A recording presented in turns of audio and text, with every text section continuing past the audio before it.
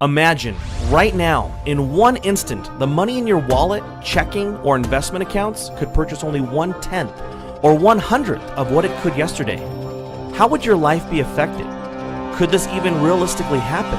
Well, who is in control of your money and how the US dollar works? Not you. Did you decide in 2008 to help bail out large failing banks? Probably not. But your government did. Did you notice how prices rose for gas and food after this? Our crisis was witnessed by the world, by our creditors, yet our government borrowed more money and the Federal Reserve printed more dollars. All of these events change the value of each dollar you have. At any moment, another event could happen that changes the value of these dollars more dramatically. So how can you protect yourself? You may have been told to store wealth in real estate or gold and silver. These are good places to store wealth, but you cannot buy groceries or goods directly with these assets because they aren't currency. You can't transfer their value easily or efficiently for real-world transactions. There is a form of currency that does not deal in dollars, and that is actually inflation-proof. It is the banker's worst fear.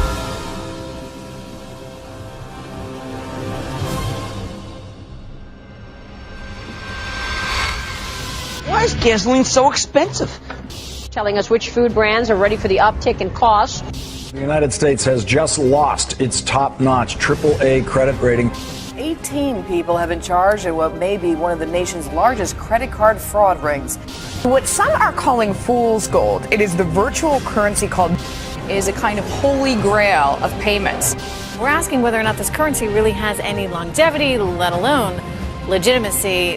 How can I hedge against inflation and other government manipulation? One thing I did was to buy Bitcoin. What are they? I don't really know that much about Bitcoin. Bitcoin is a purely online currency with no intrinsic value. It is digital currency, which you can then use to buy things online. Bitcoin. Bitcoin. Bitcoin. Bitcoin. Bitcoin. What is Bitcoin? Bitcoin, first introduced in 2009, is a relatively new technology in today's ever-changing world. Bitcoin is a digital currency, an innovative tool that is revolutionizing people's daily lives, as did smartphones, eBay, YouTube, and even the internet itself. I can communicate with people live anywhere in the world by typing on the keyboard. You've got mail. The Bitcoin network facilitates the instantaneous transfer of value across any distance over any borders, to any place on Earth. Specifically, it allows any person in any place with an internet connection to receive and transfer value. To send $8,000 from America to Australia, Western Union would charge you $336. In contrast, any value of Bitcoin can be transferred with a fee of no more than 2 cents at today's exchange rate. Besides being able to transfer wealth instantly, Bitcoin is highly valuable because in its specially designed software, the supply of currency units, also called Bitcoins, is increased at a steady rate. New Bitcoin creation will only cease in the year 2140 with a total of 21 million Bitcoins. As of September 2013, there exist in circulation over 11.5 million Bitcoins, over half the total supply that will eventually be mined. Mining Bitcoin is the process by which new Bitcoins come into existence. They are created in blocks, and currently 25 Bitcoins are mined per block. Blocks are generated about every 10 minutes as regulated by the software code and sent to the computer that mined them. The best miner is the one with the most computational power, but it is also based on luck who wins the reward. A rough estimate would put the total number of Bitcoin miners at 100,000. This mining process is more specifically known as hashing. All right, Emmanuel, let's start off with your website. Cloudhashing.com. When did you get the idea to create a hosted mining cloud hashing service? When my wife decided to throw all my computers from the attic. So I started off mining Bitcoin using computers. So I had a few computers sitting around and running permanently, so the guests could not come around and spend time just because the room was super hot. They'll get a heat stroke. And at the same time, it was just costing a lot of money for electricity. So I invested in ASICs. Then upon my investment in ASICs, I had friends who were interested. So at that point I thought, they weren't computer literate, so I thought, let me manage it for them. So upon doing that, it kind of spiraled into a business. And, we launched Cloud Hashing in April this year. And we've been selling what you call Bitcoin mining contracts ever since. Did it bother you that we don't know who created it? I first heard about it in 2010. Well, I didn't think it was a great idea because I just couldn't see how it could take off into the mainstream. And lo and behold, 3 years later, the value just skyrocketed, and I thought, oh my goodness, I missed out on a golden opportunity at the advent of something great here. I think the very fact that I didn't know who created it kind of raised a lot of questions. I mean, but realistically, that didn't matter. The maths itself and the proof of work concept itself to super secure currency.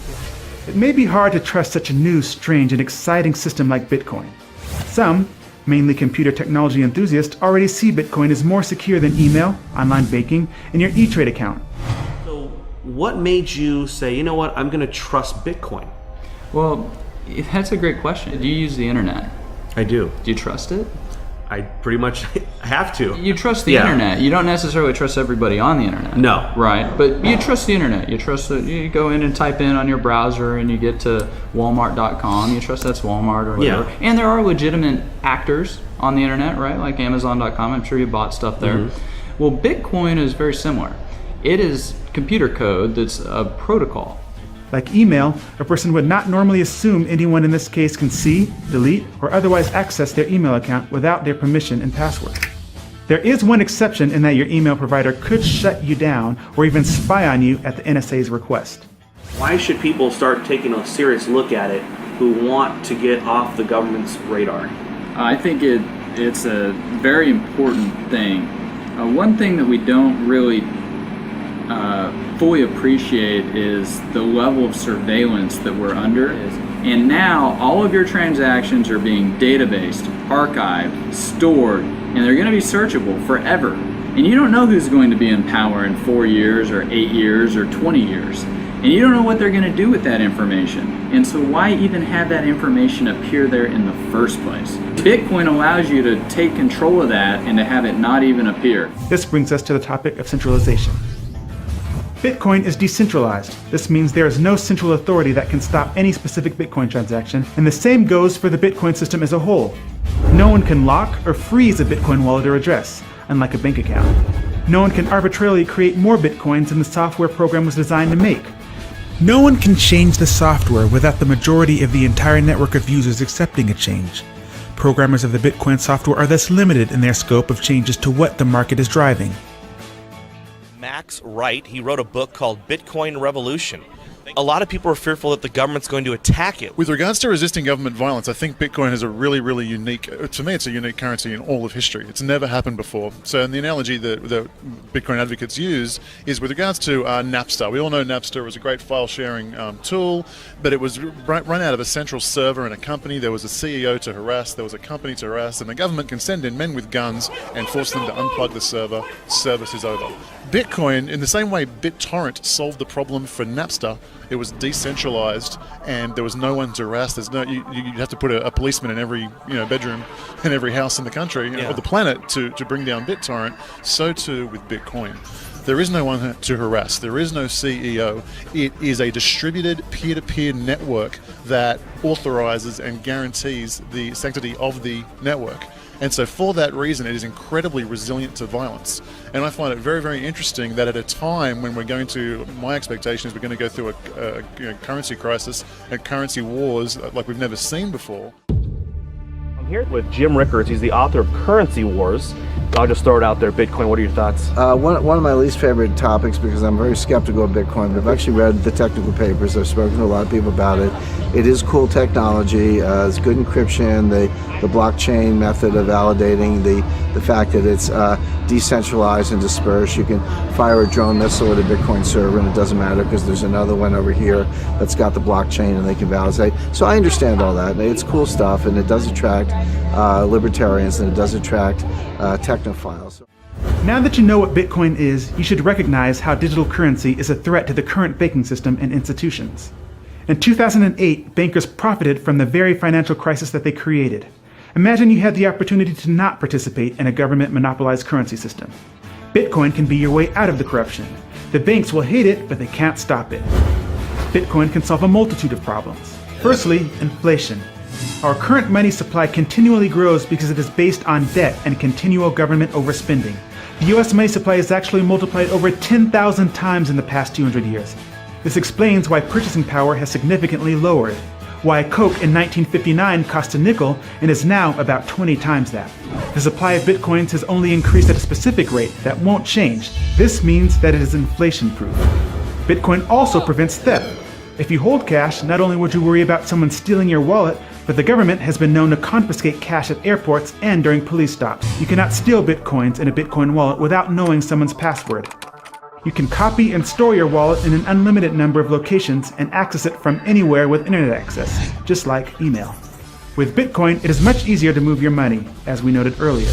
It's also easier to keep your transaction private should you want to remain anonymous from your peers or even the government. Your name is not connected to your Bitcoin address unless you choose to through a third-party service that uses Bitcoin.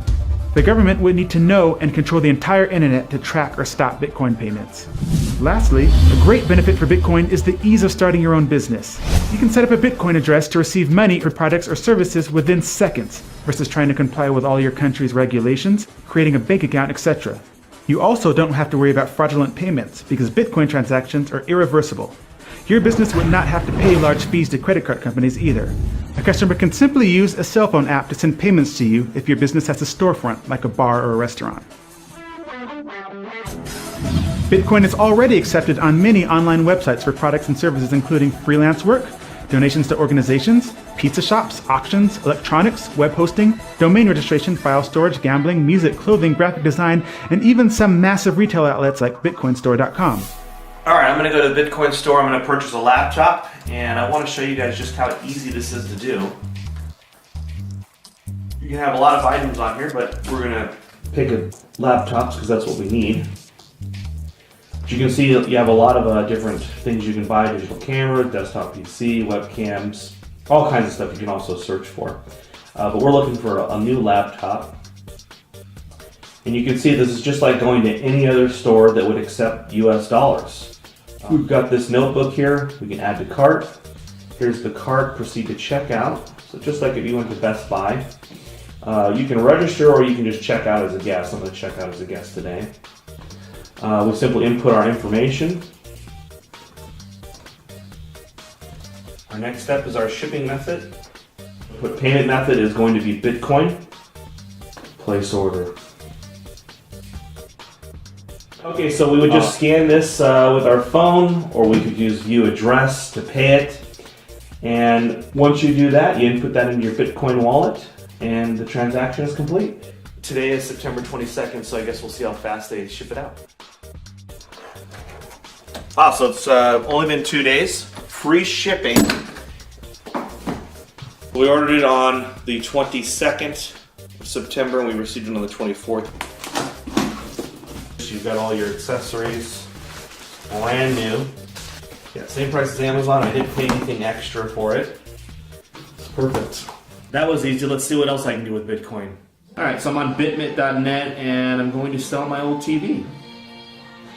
A lot of my friends and stuff were giving me crap, so I ended up getting this new TV. I've had this TV for, 10 years now. It's a 62-inch. Sweetheart, some Africans from Ghana want to buy our TV with Bitcoin. Over 1,000 people attended the Bitcoin conference in San Jose, May 2013. The Bitcoin Forum has over 100,000 members discussing Bitcoin. Payment processor BitPay currently has thousands of merchants using their services to accept Bitcoin payments on their websites. As of September 2013, the value of Bitcoins created has reached $1.5 billion as determined by the free market. Bitcoin seems to be growing at a rapid rate, maybe even outpacing the government's ability to regulate it. When the Financial Crimes Enforcement Network of the Department of the U.S. Treasury announced that virtual currencies are subject to the same rules as other currencies, the price didn't crash. In fact, it went up from there, as if attempts to regulate Bitcoin don't matter. This idea that somehow, you're escaping government scrutiny or you're outside the government matrix or whatever is just not true. Mt. Gox was, attacked by the government. Of course, the Silk Road. Now arrests have been made, so the government's watching everything you do. So. There were a lot of exchange popping up, and they started getting hammered. And with all the laws and banks closing their accounts and stuff like that, and that made it difficult. But then in comes local Bitcoins. They let individuals advertise whether they want to buy or sell, and those individuals hook up with each other, and that's making it a lot easier. Buying Bitcoin is getting easier. Selling it, I guess, is getting easier too. There's no reason in the world that a privately issued currency couldn't be issued and serve maybe even better, because it's totally beyond the temptation of politicians to start meddling with the rules. Yeah. It's beyond the reach of political temptation. Now, picture a world where you are in control of your money, where you're free to spend any amount, small or large, anywhere in the world, and your identity is safe. Your money cannot be diluted by government creating it out of nothing and then giving it away to banks, special interests, towards wars, or in foreign aid. You can help stop selfish banking interests. You can shape your destiny. And we don't even have to end the current system. We just merely need to bypass it.